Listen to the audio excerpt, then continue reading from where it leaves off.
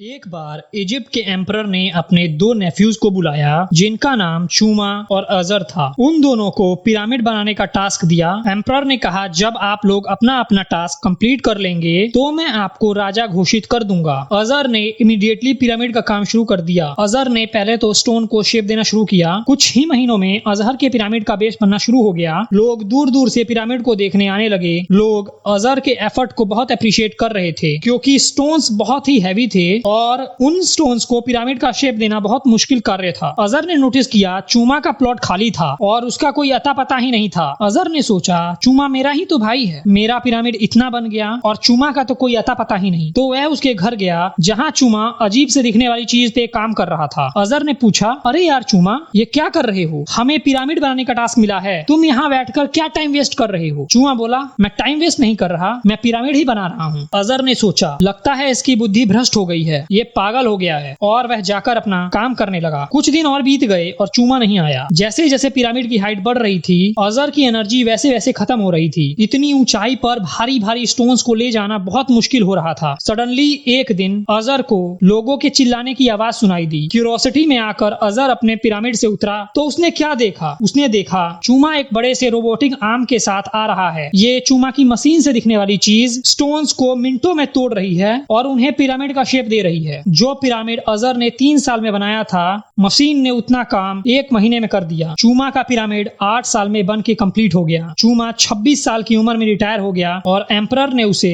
राजगद्दी सौंप दी और अजहर का पिरामिड 40 साल में भी नहीं बन पाया। द मिलेनिया फास्ट लाइन के ऑथर एमजे डेमाको कहते हैं कि अजहर एक स्लो लर्नर की तरह वर्क कर रहा था। वह ट्रेडिशनल वे में काम कर रहा था जैसे कि आज तक होता आया है। ऑथर स्लो लर्नर उन लोगों को कहते हैं जो एक रैट रेस में चल रहे हैं। जैसा सोसाइटी उन्हें बताती है वो वैसे ही काम करते हैं। बेटा पहले अपनी स्कूलिंग कर लो, बेटा ग्रेजुएशन भी कर लो, अब जल्दी से जॉब ले लो और सेटल हो जाओ। इसी तरह सोसाइटी हमें एक बेटर फ्यूचर दिखाती है जो बेटर फ्यूचर हमें कभी मिलता नहीं। चूमा ने एक फास्ट लेना की तरह वर्क किया। उसे जो प्रॉब्लम मिली उसने उसे as a producer, as a creator सोचा। उसने एक रिच माइंडसेट को चुना, ना कि एक कंज्यूमर की तरह सोचा। दोस्तों, आज हम इस वीडियो में फास्ट लेना बनने के और in the young age financial freedom achieve करने के 5 रूल्स देखेंगे। तो चलिए स्टार्ट करते हैं फर्स्ट पॉइंट के साथ। First point, work on process not events. अगर आप एक शेफ से पूछें कि उसने इतनी टेस्टी डिश कैसे तैयार करी तो वो आपको एक सेट ऑफ प्रिंसिपल्स बताएगा जिसको फॉलो करके उसने ये टास्क अचीव किया। यहाँ वो सेट ऑफ प्रिंसिपल्स उसके प्रोसेस हैं और वो टेस्टी डिश उसका इवेंट। प्रॉब्लम ये है कि हम इवेंट पे फोकस करते हैं, उनके प्रोसेस पे नहीं। ऑथर कहते हैं, if you skip a process you may not experience an event. Scam 1992 के बाद प्रतीक गांधी से कई बार ये कहा गया कि आपको तो ओवरनाइट सक्सेस मिल गई है। इस ओवरनाइट सक्सेस के बाद आपको कैसा लग रहा है? तो वो इस इंटरव्यू में कहते हैं कि सर, रातों रात सक्सेस तो आपके लिए होगी, मेरे लिए तो ये रात 14 साल लंबी थी। मैं तो 14 साल से यही कर रहा था। एक्चुअली प्रतीक गांधी का ये आंसर प्रोसेस को डिफाइन करता है। ऑथर कहते हैं, अगर आपको अपनी लाइफ चेंज करनी है तो सबसे पहले तो आपको अपने चॉइसेस को चेंज करना पड़ेगा। चॉइसेस को चेंज करने से पहले आपको अपने बिलीफ को चेंज करना पड़ेगा। फॉर एग्जाम्पल, अगर आप रिच लाइफ चाहते हैं, बड़ी बड़ी गाड़ियों में घूमना चाहते हैं, तो सबसे पहले तो आपको ऐसे एक्शंस या ऐसे चॉइसेस लेने पड़ेंगे जो उस लाइफ को अचीव करने के लिए इंपॉर्टेंट हैं। राइट एक्शन या चॉइसेस लेने के लिए आपको रिच माइंडसेट होने की जरूरत है। आप कभी भी रिच नहीं बन सकते अगर आप पुअर माइंडसेट या बिलीफ के साथ चलें। Second point, every idea is revolutionary. Entrepreneurs की सबसे बड़ी प्रॉब्लम होती है कि वो एक रिवॉल्यूशनरी आइडिया के पीछे भागते हैं। वो सोचते हैं कि बस एक लेजेंडरी आइडिया मिल जाए, उसके बाद तो मैं क्या ही कर दूंगा। एंटरप्रेन्योर सोचते हैं, इस बिजनेस को तो ऑलरेडी कोई कर रहा है, मैं इसे कैसे कर सकता हूँ? सो व्हाट अगर इस बिजनेस को कोई और कर रहा है? Just do it better. आपको ऐसे आइडिया की कोई जरूरत नहीं है जो पहले कभी ना किया गया हो। ऑथर कहते हैं, successful businesses rarely evolve from some legendary idea. A successful entrepreneur takes an existing idea and concept and make them better. जरा सोचिए, अगर सर्गेई ब्रिन ने ये सोचा होता,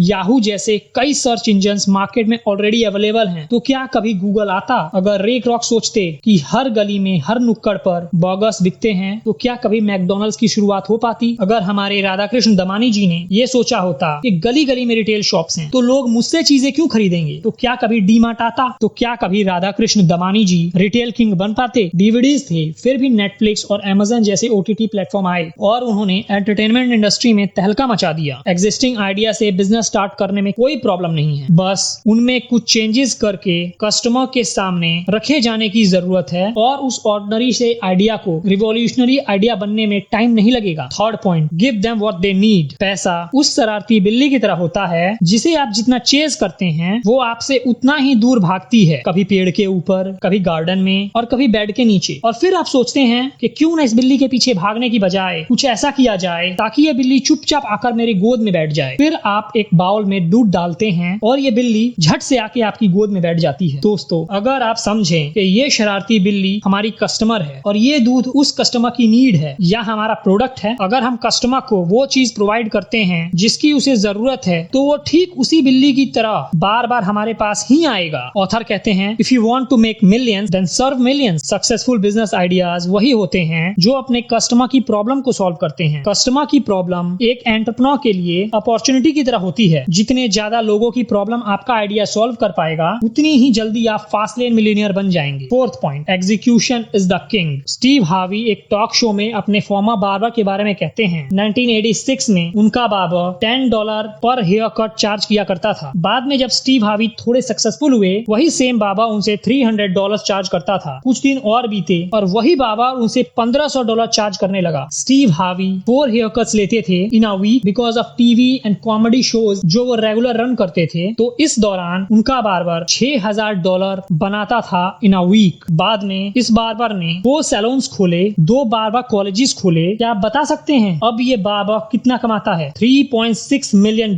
इन अ ईयर। दोस्तों, आइडिया एक चेस के प्यादे की तरह होता है जो चाहे कितना भी छोटा क्यों ना हो, जिसे आपने अगर सही से एग्जीक्यूट कर दिया तो वो किसी भी बड़े आइडिया को मात दे सकता है। In short, idea is a pawn and execution is the king. ऐसे कई सारे एग्जांपल्स आपको इंडिया में भी मिल जाएंगे, जैसे MBA चाय वाला, चाय सुट्टा बार। ऐसे कई सारे बड़े बिजनेसेस हैं जो छोटे से आइडिया को लेकर बहुत ही कमाल का एग्जीक्यूशन करते हैं और एक बहुत ही शानदार कंपनी बनाते हैं। क्या इन बिजनेसेस के लॉन्च होने से पहले किसी ने ये सोचा था कि चाय जैसा एक बेसिक सा प्रोडक्ट इतना बड़ा प्रॉफिटेबल बिजनेस बन सकता है अगर उसे कोई बेस्ट तरीके से एग्जीक्यूट कर दे? Fifth point, make brands not businesses. एक ब्रांड ऐसे मोड की तरह होता है, चाहे कितना भी कंपटीशन क्यों ना आ जाए या कितनी ही बार ये आइडिया कॉपी क्यों ना हो जाए, ब्रांड्स पर ज्यादा कोई फर्क नहीं पड़ता। कस्टमर्स अपने ब्रांड को लेकर लॉयल होते हैं। इवन दो पेप्सी अपने प्राइजेस को 1 या 2 रुपए कम क्यों ना कर दे, फिर भी कोक के लॉयल कस्टमर्स स्विच नहीं करेंगे। Even though both Coke and Pepsi are strong brands. IPhone के लॉन्च होने से पहले ही उसकी हाइप और डिमांड मार्केट में बहुत हाई रहती है। एक गुड ब्रांड बनाने के लिए 3 चीजों की जरूरत होती है, good product, good service and